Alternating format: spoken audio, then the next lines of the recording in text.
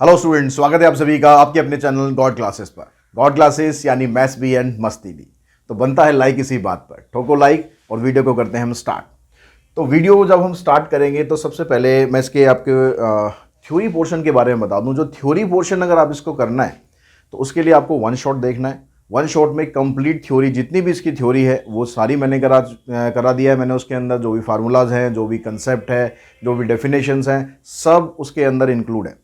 तो इसका theory portion के लिए आप इसका वन शॉट जरूर आप देख लो। उसकी पीडीएफ आपको गॉड क्लासेस ऐप पर भी मिल जाएगी, तो वहाँ पर जाके आप डाउनलोड कर सकते हो।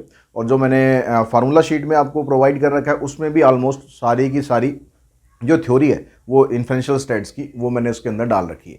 क्योंकि इस चैप्टर से अगर हम बात करें थ्योरी पोर्शन की तो सबसे ज़्यादा इंपॉर्टेंट है थ्योरी पोर्शन।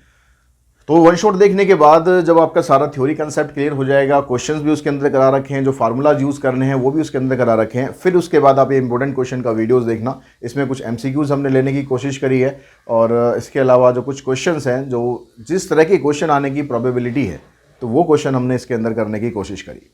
तो सबसे पहले अगर हम क्वेश्चंस की बात करें तो थ्योरी पोर्शन जब इसका आप करेंगे तो अगर आपने सारी थ्योरीज की अच्छी तरह पढ़ ली है तो इसका एक भी क्वेश्चन ऐसा नहीं होगा जो आपसे छूट जाए।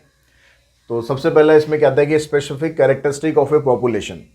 जब हम पॉपुलेशन की कैरेक्टरिस्टिक निकालते हैं तो पॉपुलेशन की जो कैरेक्टरिस्टिक होती है उसको हम इनमें से किससे डिनोट करते हैं, तो उसको डिनोट करते हैं हम पैरामीटर से।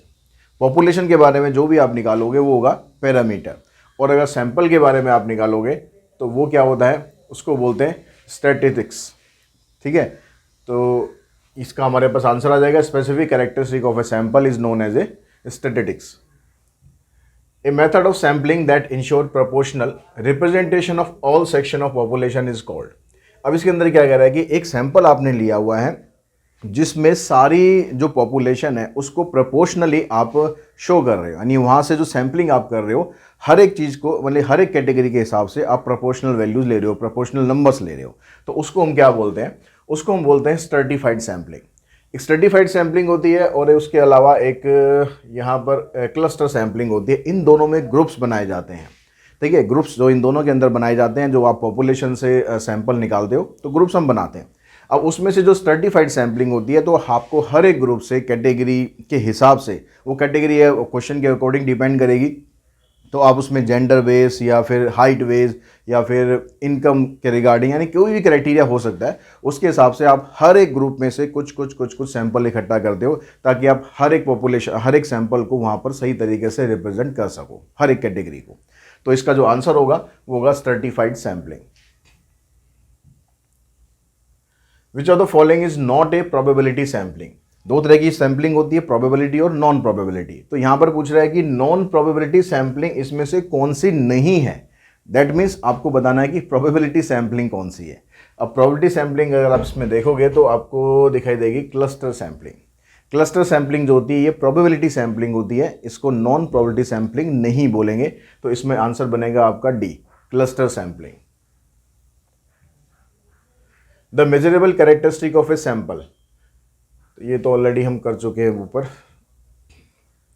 विच sample size is considered to be sufficient to hold central limit theorem. जब हम सेंट्रल लिमिट थ्योरम लगाते हैं तो उसमें इसमें से सैंपल साइज कितना होना चाहिए, तो sample size central limit theorem को अप्लाई करने के लिए 30 या उससे ज़्यादा होना चाहिए। ठीक है, मोर की स्पेलिंग गलत है तो कमेंट बॉक्स में मत करना कि स्पेलिंग गलत है, स्पेलिंग कई जगह गलत हो जाती है। सैंपल साइज ऑफ 30 और मोर, यानी 30 या उससे ज़्यादा अगर आपके पास सैंपल है तो आप सेंट्रल लिमिट थ्योरम वहां पर यूज कर सकते हो। उसके बाद फिर क्वेश्चन आता है, एक पॉइंट एस्टिमेशन का क्वेश्चन हमने लिया, एक इंटरवल एस्टिमेशन का क्वेश्चन लिया है। ठीक है, अब इसमें पॉइंट एस्टिमेशन और इंटरवल एस्टिमेशन की क्वेश्चन आने के मैं कहूँगा चांसेस की बात करूँ तो बहुत कम चांसेस है, लेकिन फिर भी फॉर द सेफर हैंड आपको ये क्वेश्चन कर लेने चाहिए। एक एक दो क्वेश्चन आपको पॉइंट एस्टिमेशन के और इंटरवल एस्टिमेशन के कर लेने हैं। तो जब हम पॉइंट एस्टिमेशन की बात कर रहे हैं, यहाँ पर कह रहा है कि what is the point estimate of A population mean. तो पॉपुलेशन मीन का आपको पॉइंट एस्टिमेटेड वैल्यू निकालनी है, तो इसका मतलब आपको सैंपल मीन निकालना है। ये एमसीक्यू में भी क्वेश्चन बन सकता है कि what is the point estimate of population mean, तो उसका जो आंसर आएगा वो आएगा सैंपल मीन। जो आप सैंपल का मीन निकालोगे उससे जो वैल्यू आएगी उसको हम बोलेंगे कि ये पॉपुलेशन की एक एस्टिमेटेड वैल्यू है। ठीक है, पॉइंट एस्टिमेटेड वैल्यू है। तो उसके लिए आपको सैंपल मीन निकालना है, तो आप सिंपली क्या करेंगे, इन सबको प्लस कर लेंगे। 5 प्लस में 8 प्लस 10 +7 +10 +14 डिवाइडेड बाय 1 2 3 4 5 6, 6 से आप इसको डिवाइड करो, इन सब का टोटल करो। टोटल जब आप करते हो तो कोशिश करो कि पेयर बना के इसकी टोटलिंग करो। जैसे 5 और 7 12 हो गया, 12 और 8 20, 30 40 54, तो इस तरह से आपके पास टोटल आ गया 54 डिवाइडेड बाय 6, यानी इसका जो मीन है वो आ गया 9। तो जहाँ पॉसिबल हो सकता है वहाँ पर पेयर बना के करो ताकि आपका टाइम थोड़ा सा सेव हो। उसके बाद फिर आगे पूछता है कि what is the point estimate of the population standard deviation. तो पॉपुलेशन स्टैंडर्ड डेविएशन की पॉइंट एस्टिमेटेड वैल्यू बतानी है तो आपको निकालना पड़ेगा सैंपल स्टैंडर्ड डेविएशन। जो सैंपल स्टैंडर्ड डेविएशन होता है उसका जो फार्मूला यहाँ पर होता है, उसको सैंपल स्टैंडर्ड डेविएशन का फार्मूला हो गया सिग्मा xi माइनस मीन का स्क्वायर डिवाइडेड बाय n। तो अब आपको यहाँ पर इसकी वैल्यू निकालनी है। पहले सिग्मा xi माइनस मीन की वैल्यू आपको निकालनी है। तो उसके लिए क्या करो, सिग्मा xi माइनस मीन, तो जितने भी आपको मीन दिया हुआ है और जितने भी आपको ऑब्जर्वेशन दिए उन सभी में से मीन को माइनस करते जाओ। मीन कितना है हमारा 9, और उसका स्क्वायर करते जाओ। तो 5 में से अगर हम 9 माइनस करेंगे तो बचेगा -4, इसका स्क्वायर करो।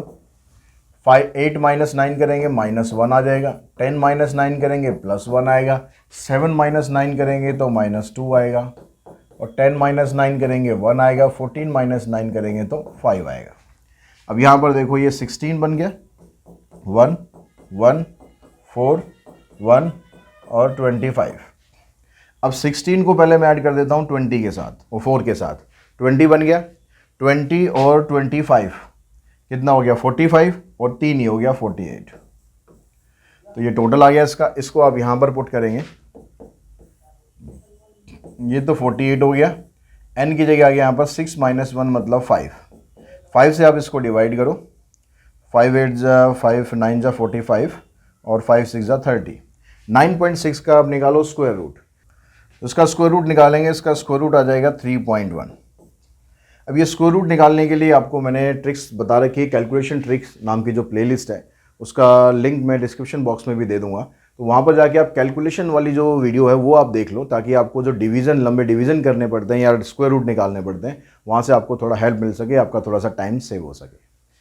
तो हमारे पास इसका आंसर आ गया, point estimate of population standard deviation आ गया 3.1।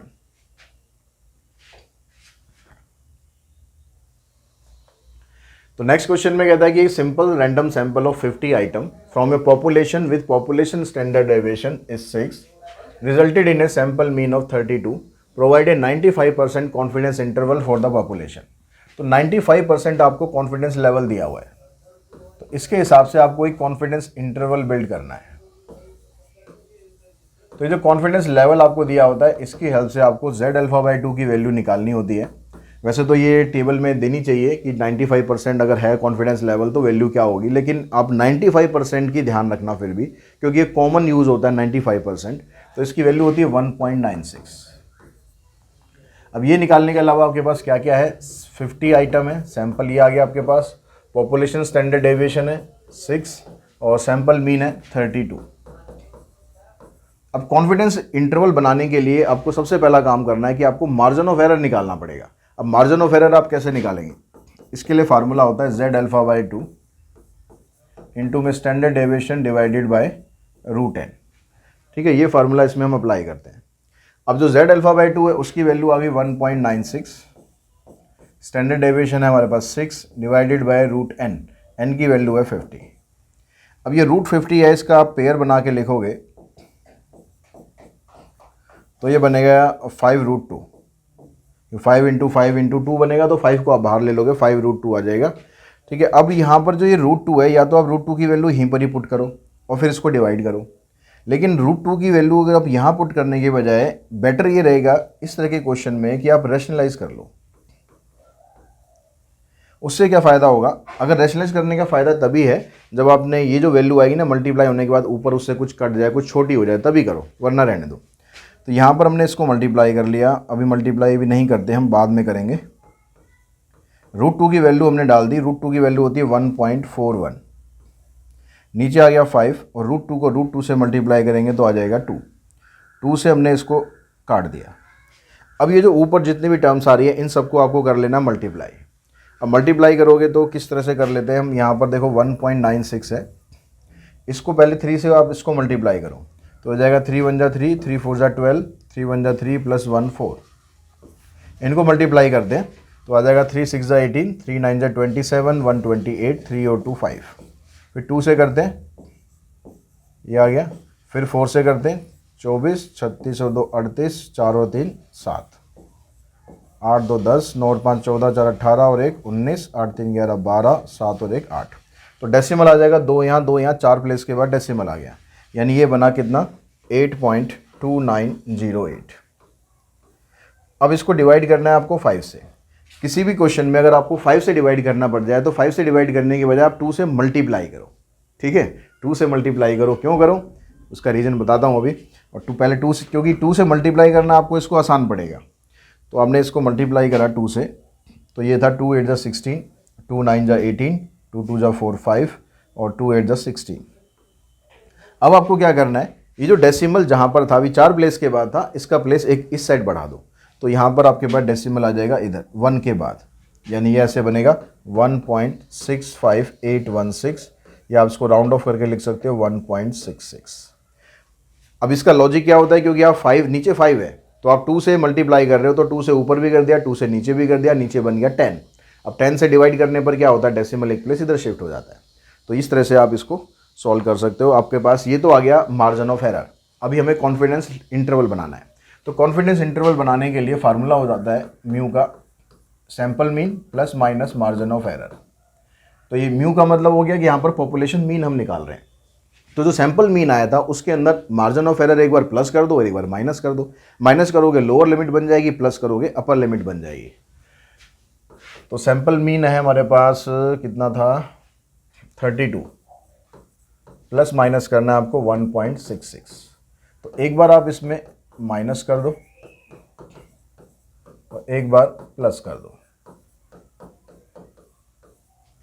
तो आपने माइनस किया 10 माइनस 6 4, 9 माइनस 6 3, यहाँ पर आ जाएगा 0 और यहाँ आ गया 3, और इधर आ जाएगा आपके पास 33.66। तो जो कॉन्फिडेंस इंटरवल है ये बन गया 30.34 से लेकर 33.66 तक।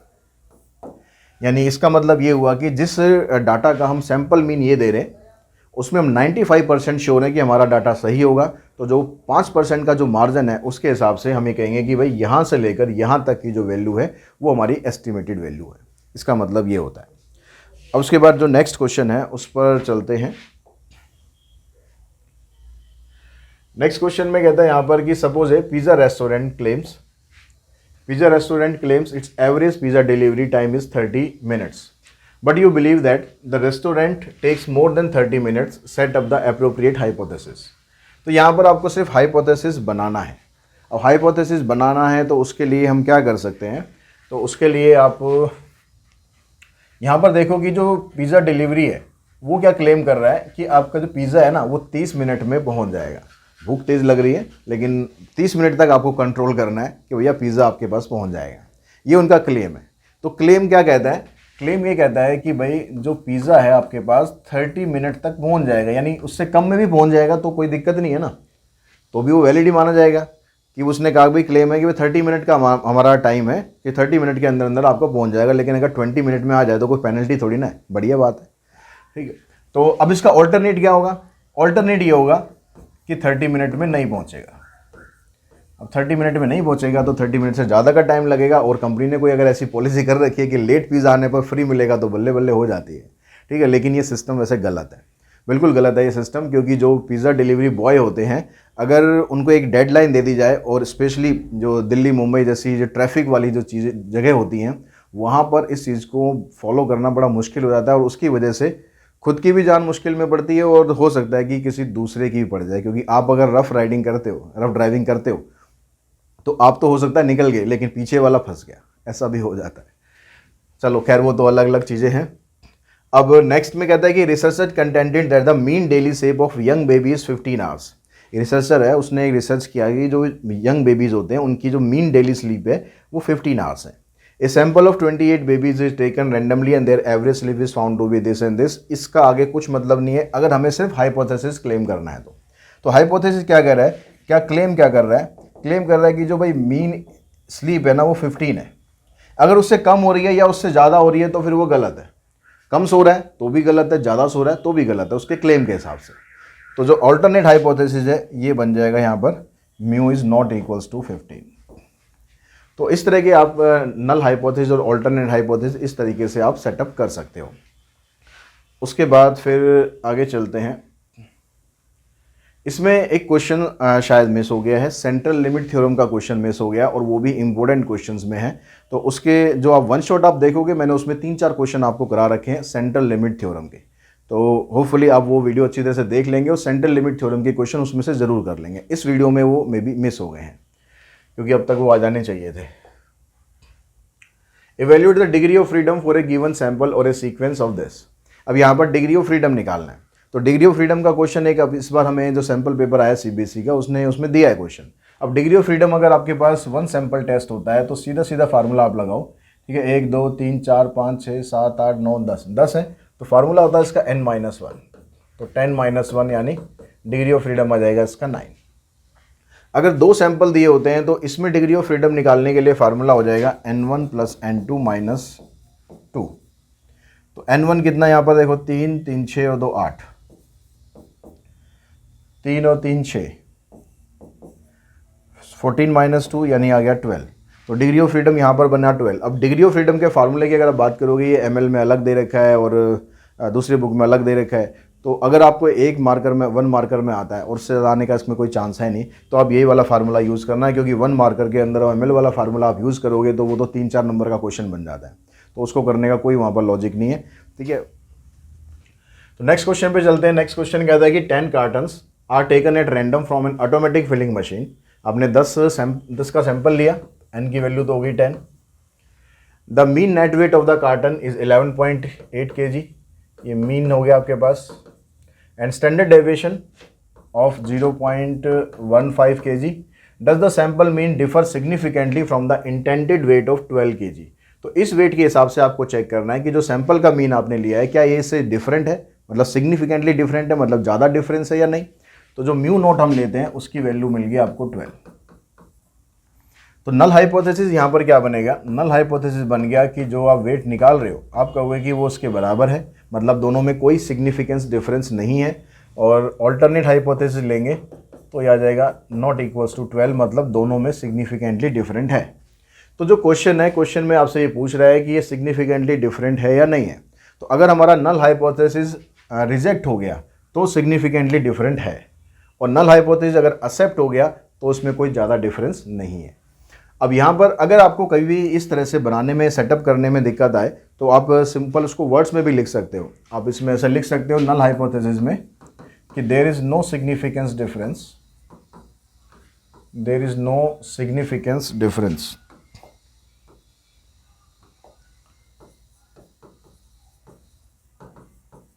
There is no significance difference. और ऑल्टरनेट में आप दिखा दो कि there is a significance difference, there is a significance difference.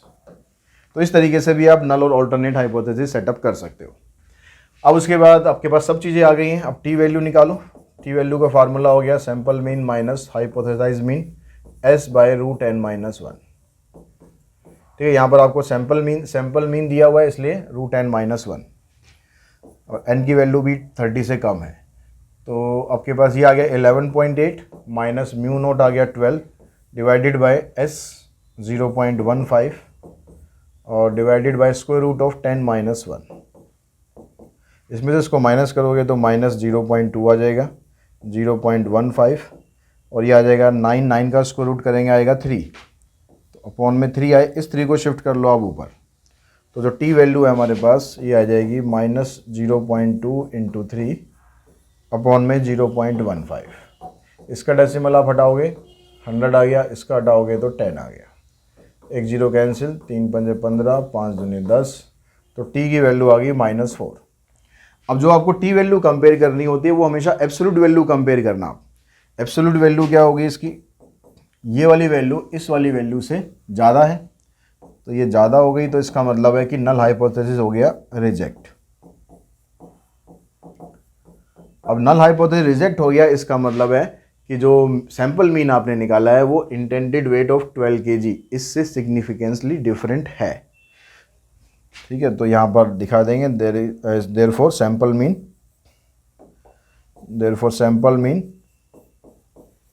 Is significantly different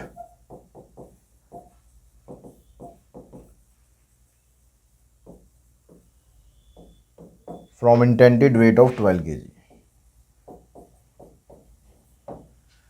तो जो क्वेश्चन में पूछा गया हो वो लास्ट में अपना कंक्लूजन आपको जरूर देना है, खाली यहां तक मत छोड़ना कि भाई नल हाइपोथेसिस रिजेक्ट हो गया या एक्सेप्ट हो गया। जो कंक्लूजन निकला आपका वो भी आपको बताना है।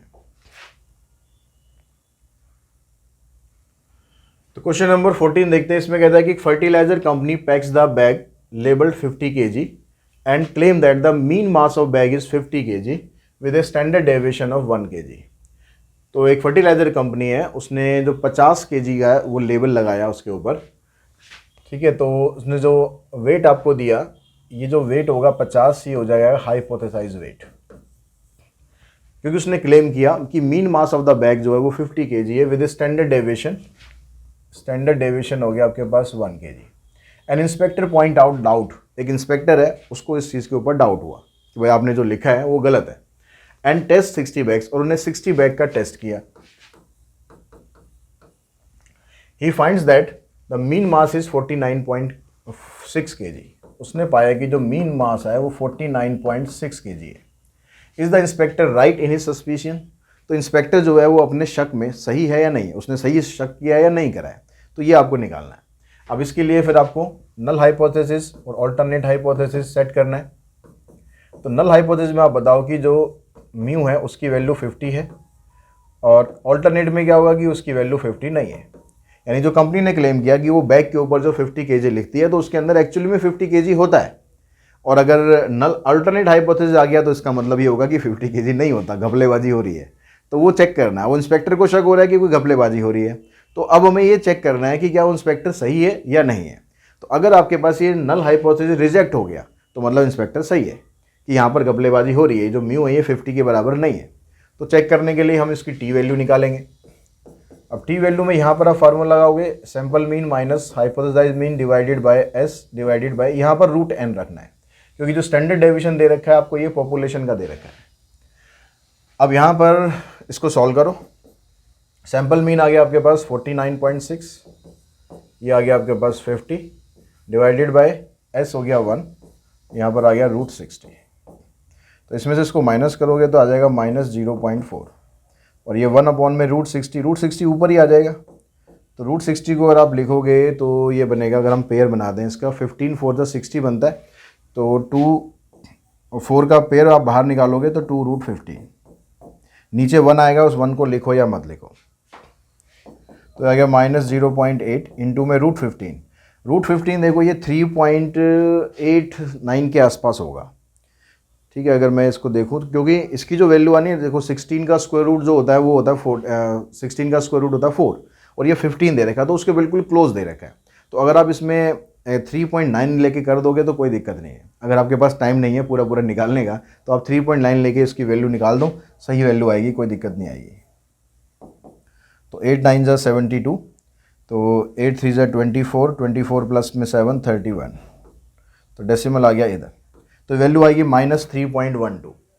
अब यहाँ पर जो वैल्यू दे रखी है 2.001, अगर ये वैल्यू आपको बिल्कुल क्लोज दे रखी हो तो फिर आपको कोशिश करनी है कि इसकी आप एग्जैक्ट वैल्यू निकाल सको एटलीस्ट 2 डेसिमल प्लेस तक।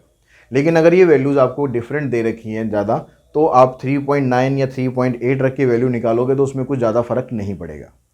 तो आप यहाँ से टी वैल्यू आप देखोगे,